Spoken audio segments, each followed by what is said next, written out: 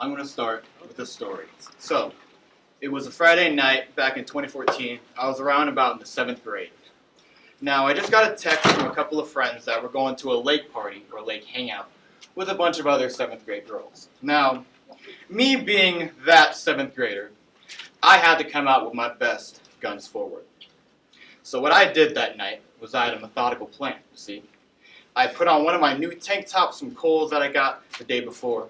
I went down to my mom's basement and I started repping down some sets on my dad's chest press. Now that was the first time I ever worked out for a purpose, for a reason. That night I felt super good about myself. Before I went to the party, I took a couple mirror selfies, you know, as one would do as a clumsy 7th grader. I went to the party. I blasting EDM pump-up music in my headphones on the way there, just thinking what the ladies would say when I had a tank top on, my dad's cologne applied, and my first pump ever. Now, nothing out of the ordinary went on that night, simple, regular night, but that didn't upset me at all. I just said, you know what, I'm happy I got my first workout in, it felt amazing, and I want to keep doing this. So, fast forward a couple more years, it's my sophomore, or my 8th grade year. Now, I just signed up to be in Snyder's weightlifting class. This is my first weightlifting session I've ever done in my life. Me being the smallest kid there, I had trouble bench pressing 15-pound dumbbells, and you had to help me up all the time. Now, with all these high schoolers around me, I just felt motivated to keep working out, to get as big as a high schooler one day. Because I was some skinny, scrawny little tall kid. And I didn't like how I looked. I didn't like how I was feeling. I really wanted to get bigger. Now, my sophomore year of basketball, I had a big decision to make.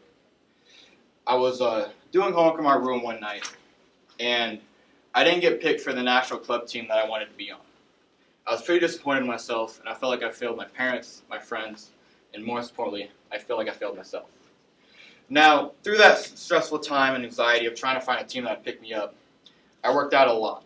I worked out a ton. The gym for me was my comfort zone, my place of happiness, and something that I can get away from all the distractions. I chose that year not to pursue basketball anymore and to focus more on working out. That was something that made me happy, something that fulfilled me in my life, and something that I really wanted to pursue in the future. That summer of 2017, I had a big surgery. I worked out all that summer to the best of my ability, and after that heart surgery, I lost all of it.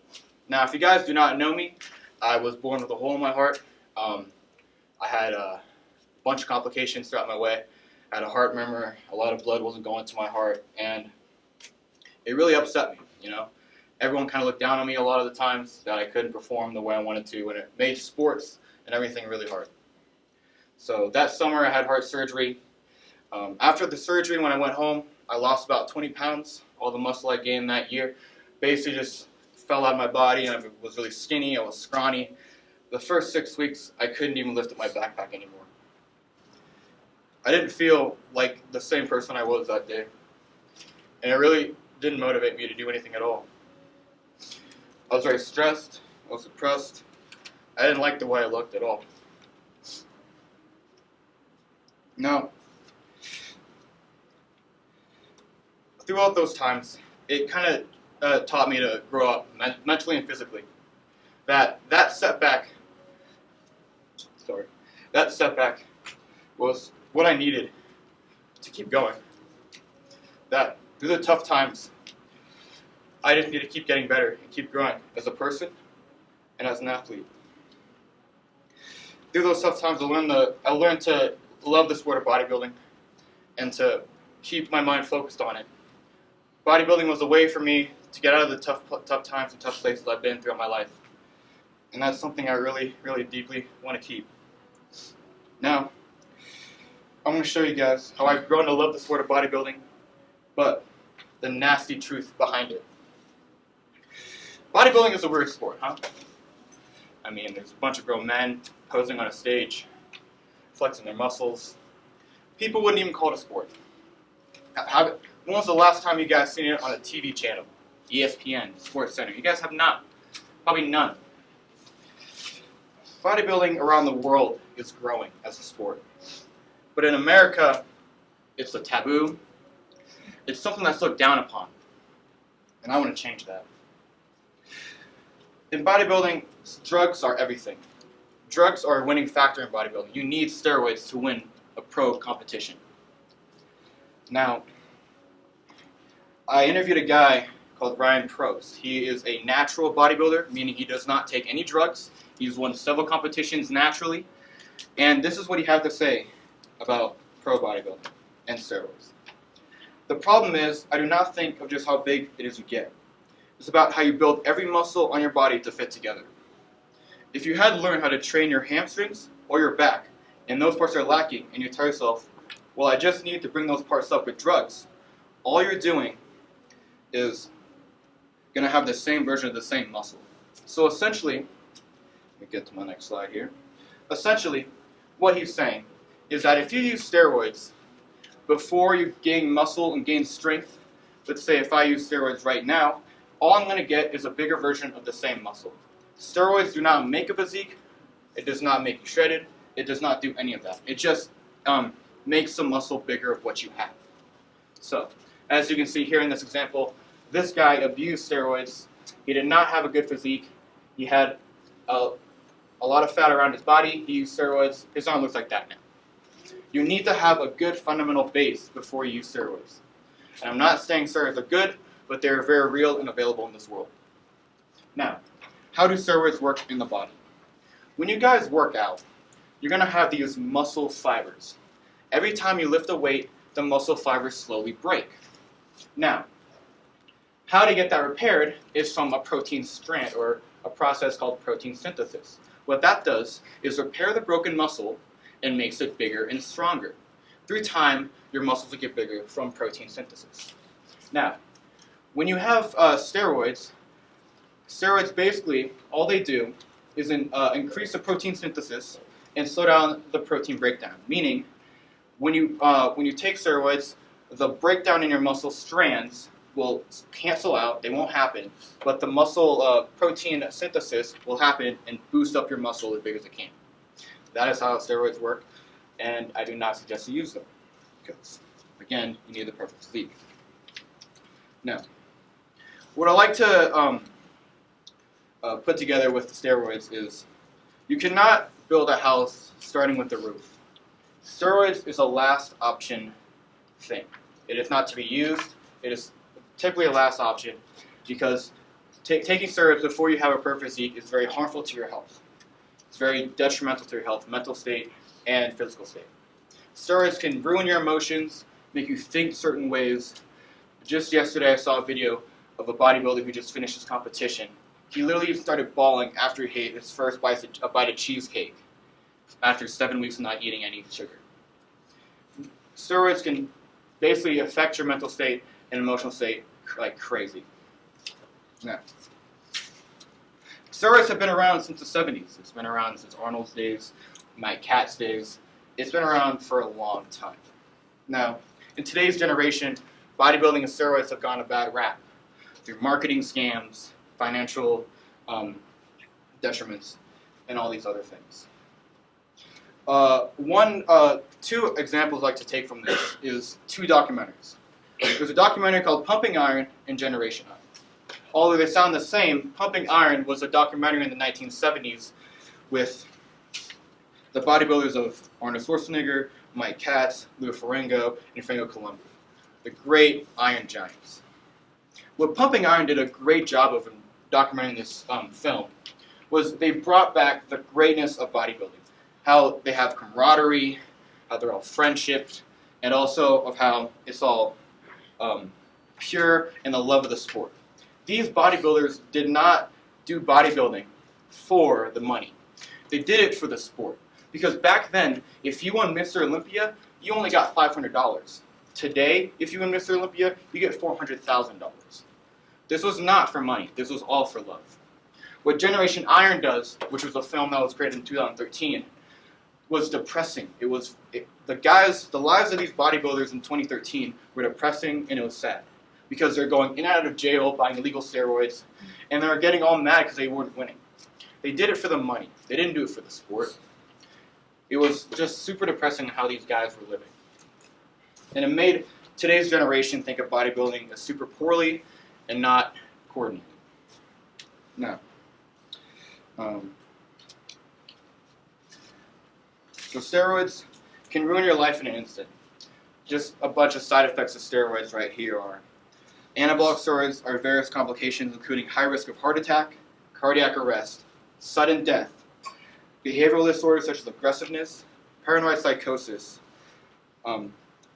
prostate hypertrophy, liver cancer, and elevated hepatic enzymes. Steroids is affecting bodybuilding today and the different divisions within bodybuilding. Now, bodybuilding has 3 divisions: men's physique, men's classic, and men's open. They range from how big you are. So, first off, men's physique. These guys are a little bit smaller. They are more of a Model-S type, so you'd see these guys on like fitness magazines, Calvin Klein magazines. They're more of the smaller guys. They have board shorts, which they don't show off the whole entire calves or legs right there, so they skip leg day. Then we have men's classic, which they're a little bigger, okay? They show off the whole entire leg, a little bit bigger in size, bigger in weight. And then we have the mass monsters, men's open, like Jay Cutler, Phil Heath, all those guys. Now, why I'm bringing these up is because I really want to look at men's physique, the first photo. Now, this is men's physique in 2019. What I'm going to show you guys is men's physique in 2012. Do you notice the difference in how smaller they are? In men's physique 2012, it was more about being natural, about having that movie star, fitness model type physique. They didn't worry about any of the legs. They had more of a skinnier outlook. But in men's physique 2019, they got bigger, better, and now, honestly, I think they're just men's classic in board shorts. What these guys did in that 7-year time span was this steroid intake. Now, my belief is what they took steroids, that 7-year span, and men's league got bigger throughout the years. Now, for a bodybuilder competing in men's league, you have 2 options. Number 1, you either stop being natural, you got on the road, I need to stay in my pro competition in men's league, I'm going to take steroids, not going to say a word about it, let's go. Or, option number 2, you say, you know what, I want to be natural in my life, I don't want to take steroids, I'm going to quit men's league, take my own route, be an entrepreneur, like a lot of people are, and just not compete anymore. That's the route that these guys had to take. Oops, bad. Now, a lot about the character of bodybuilding matters as well. My interviewer, Ryan Probst, a natural bodybuilder, said this in the character of bodybuilding and how it built him up throughout the years. It strengthened every aspect of my personality, my drive, my dedication, my discipline. You know the sacrifice. What he's saying here is that he knows that every day he puts in, he's making a sacrifice to live in comfort. Instead of going out with his friends on a Friday night, he's going to the gym. He's making his meals, and he's eating the meals. He's making chicken instead of pizza. Making rice instead of cake, you know. He's actually dedicating his life to the sport, and there's a sacrifice that comes with it. And the reward is much greater. Now, it can either be for the better or for the worse. Some people, they do this and they get themselves psyched out. They can't take it. You have to make sure you live a good lifestyle where you can still have your comfort food, still have your comfort places. You just need to be able to balance it. That's how you need to live in bodybuilding. I interviewed Mr. Snyder. If you do not know Mr. Snyder, he is actually the fitness coach here at FRCS. He was one of the people who introduced me to weightlifting. I have been gracious to know him throughout my years and to ask him lots of questions on the topic. When I interviewed him about his character, he showed me with this. He explained it as, there's always an idea of stewardship, but even more so now.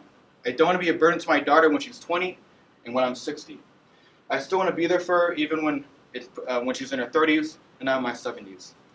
It influences myself in daily life, quality of life. I want to drive to being a steward of my health. From this point, I see that Mr. Snyder is trying to be a steward and trying to take care of his body so that other people do not have to be a burden to it. Now, I want to give an example for this. Ronnie Coleman. Now, a lot of you older people might know Ronnie Coleman. He is a massive bodybuilder, aka the king of bodybuilding. This guy could back squat about 800 pounds, almost a car. This guy took massive amounts of steroids.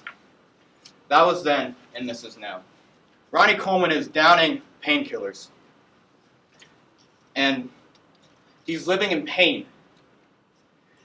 And the thing is, it's not worth it. If you're going to take steroids, why would you take steroids when you're just going to burn out when you're 50? You're going to burn out when you get old. And you're going to live a painful life. He can't even walk now. He's on crutches the rest of his life. Some big muscle, just amazing guy, now is living on crutches the rest of his life because he took steroids. Now, I'd like to bring a Bible verse into this. 1 Corinthians 6, 19 through 20. It says, "Don't you realize that your body is a temple of the Holy Spirit, who lives in you and was given to you by God? You do not belong to yourself. For God bought you with a high price, so you must honor God with your body. We must take care of our bodies for the betterment of our health, our strength, for others, and for God. To be a canvas of God's creation, to where we can put our own hard work and dedication into our physique." Now, I've talked about the bad side of bodybuilding, the taboo, but I want to talk about the good side of bodybuilding.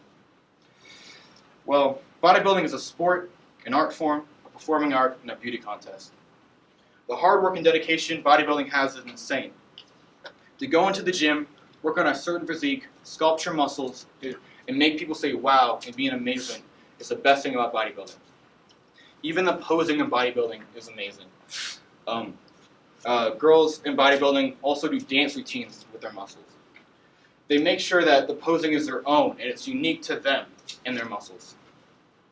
Even Kai Green does the same thing. They dress up in costumes. They try and make bodybuilding more entertainment media than just posing and just seeing the muscles.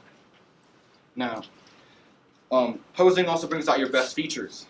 The best muscle, the best genetics, and showing off the best possible version of yourself. As Generation Z, I believe we have the power to change the sport of bodybuilding and bring it to a more positive light for the betterment of society. To preserve the natural status and push out the steroid use. To fawn over the genetics and the hard work and not just the drugs. To enlighten outsiders and amateurs on our sport and to teach the values and benefits it has. I believe bodybuilding can rise to a greater heights in the sports world and become an Olympic event. To change traditional posing shows and to fit in entertainment to others. To grow in size and market, but most importantly, to help bring back the golden age of bodybuilding. To make commendable and appealing to all. To make bodybuilding and fitness an acceptable sport to all. A sport with camaraderie, guidance, towards the next generation and those after. To ultimately make bodybuilding great again. Peace.